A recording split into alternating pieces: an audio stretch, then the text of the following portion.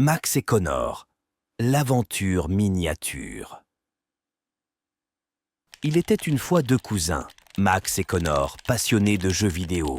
Ils passaient tout leur temps libre absorbés par la console de jeux de Connor.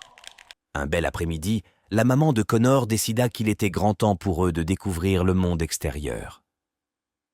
Elle les envoya alors explorer la petite forêt mystérieuse derrière leur maison.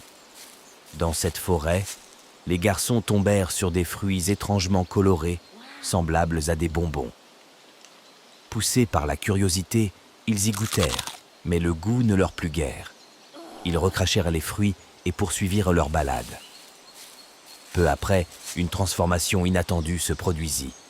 Les arbres leur semblèrent gigantesques et ils croisèrent un chat aussi imposant qu'un tigre. Ils réalisèrent alors avec stupeur qu'ils rétrécissaient, devenant aussi petits que des rongeurs. Devenu minuscule, Max commença à paniquer et fondit en larmes. Connor tenta de le rassurer du mieux qu'il pouvait. Soudain, un groupe de souris amicales et sociables leur apparut. Les cousins leur demandèrent de l'aide pour rentrer chez eux, une tâche désormais titanesque à leur échelle. Les souris acceptèrent, demandant en échange l'accès à la cuisine pour se nourrir. Le voyage retour commença. Quelques minutes plus tard, ils arrivèrent chez Connor. Comme convenu, les souris se dirigèrent vers la cuisine.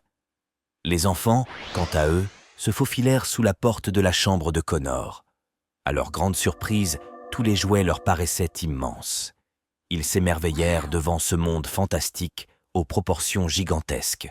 Alors qu'ils exploraient et jouaient avec les voitures et les figurines, Max et Connor découvrirent une maison de poupées. Intrigués, ils s'aventurèrent à l'intérieur, mais leur émerveillement se transforma en terreur lorsqu'ils se retrouvèrent face à une armée d'araignées géantes. Déterminés, ils organisèrent une riposte audacieuse avec un pistolet à eau et une balle de tennis. Après une bataille héroïque, les araignées furent chassées. Les cousins épuisés décidèrent de s'accorder une sieste dans le salon. Cependant, ils furent brusquement réveillés par un bruit assourdissant. La maison de poupées s'effondrait autour d'eux. À leur grand soulagement, ils se rendirent compte qu'ils avaient retrouvé leur taille normale. La magie des fruits étranges avait pris fin. Max et Connor se retrouvèrent face à une chambre dans un état lamentable. Ils devaient vite s'atteler à la tâche avant le retour de la mère de Connor.